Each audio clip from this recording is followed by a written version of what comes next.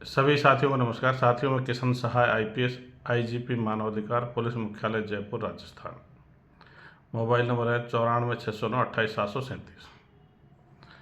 साथियों, कल धुलेंडी का त्यौहार है जिसमें बहुत से लोग एक दूसरे के रंग लगा करके खुशी मनाएंगे। और रमज़ान का महीना भी इस्लाम के हिसाब से चल रहा है। तो चूँकि आप सबको पता है कि अपने देशों में लगभग सभी धर्मों के लोग बाग रहते हैं, हिंदू, इस्लाम, बौद्ध, ईसाई, जैन, पारसी, यहूदी आदि सभी धर्मों के लोग बाग रहते हैं। और सभी धर्मों के अलग अलग त्यौहार भी हैं।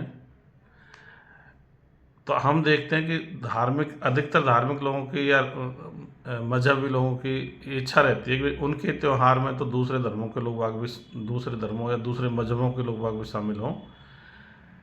लेकिन बहुत से धार्मिक या मजहबी लोग दूसरे धर्मों के त्यौहार में शरीक होना, शामिल होना पसंद नहीं करते।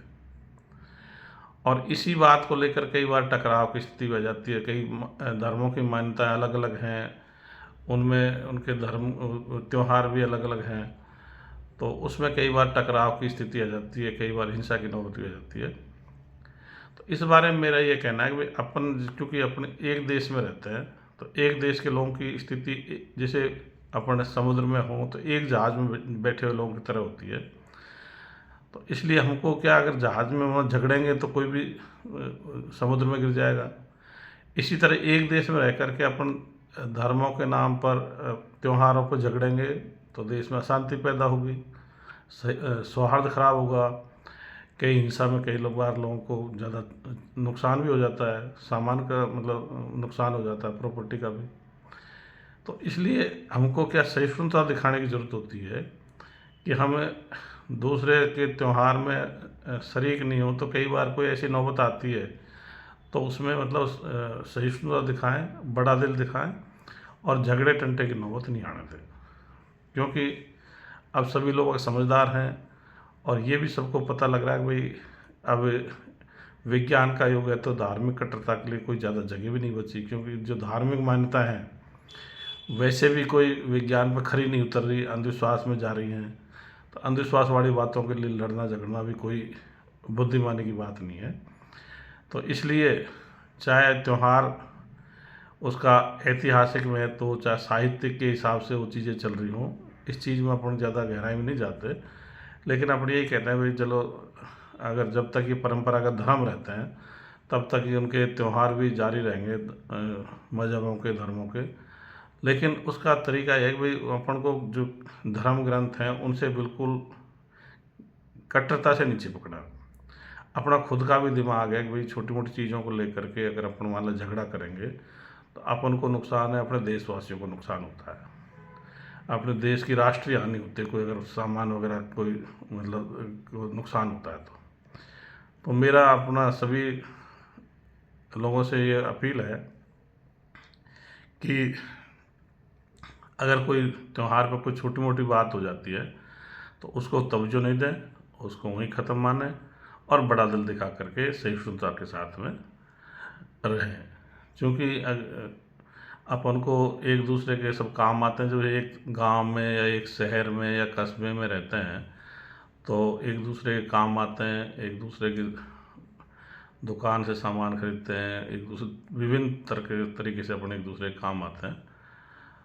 और इसमें मतलब धार्मिक बातों को लेकर कट्टरता के हिसाब से हम एक दूसरे से खिलाफ कोई हिंसा वगैरह नहीं करें, कोई झगड़ा नहीं करें और शांतिपूर्ण तरीके से रहें।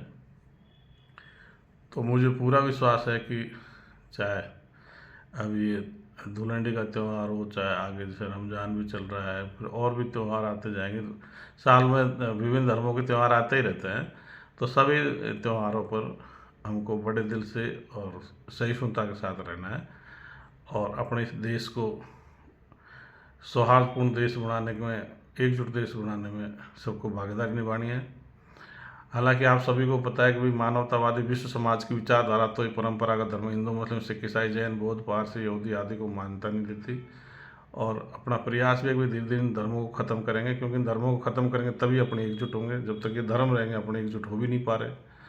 लेकिन जब तक ये धर्म है तो एकजुट नहीं हो पाए तो कम से कम शांतिपूर्ण तो रह सकते हैं। पूरा एकजुट का मतलब कि सब धर्मों को ख़त्म करके जो एकजुटता आएगी वो उच्च दर्जे की आएगी। वैसे अपन एक रहते हैं, पर फिर भी कई बार आपस में मतभेद धर्मों को या धर्म ग्रंथों की बातों को लेकर के होते रहते हैं। तो जब इस परंपरागत धर्म मिट जाएंगे तो धर्म ग्रंथों की बातों को लेकर के किसी तरह के मतभेद भी खत्म हो जाएंगे। तो एक बार पुनः धुलंडी की शुभकामना देते हुए मैं यही कहूँगा कि भाई किसी तरह कोई अप्रिय घटना नहीं घटे। और एक ये भी कहूँगा कि भाई धुलंडी पे सभी लोग बाग, सभी जाति के लोग बाग इसको मिल करके मनाएं, ताकि छुआछूत मिटाने का भी एक संदेश जाएगा। इसमें ब्राह्मण, राजपूत, बनिए, मीणा, जाट, गुर्जर, यादव, माली, कुम्हार, जाटव, वाल्मीकि, कोली, सभी जाति के लोग बाग हर गांव में मिलजुल करके मनाएंगे। तो इसको एक छुआछूत, ऊंच नीच खत्म करने के त्यौहार के रूप में भी हम याद करना चाहते हैं, और अपने देश से ऊंच नीच छुआछूत को पूरी तरह से ख़त्म करने के लिए सभी को भागीदारी निभाने की जरूरत है। तो सभी को एक बार पुनः धन्यवाद, नमस्कार।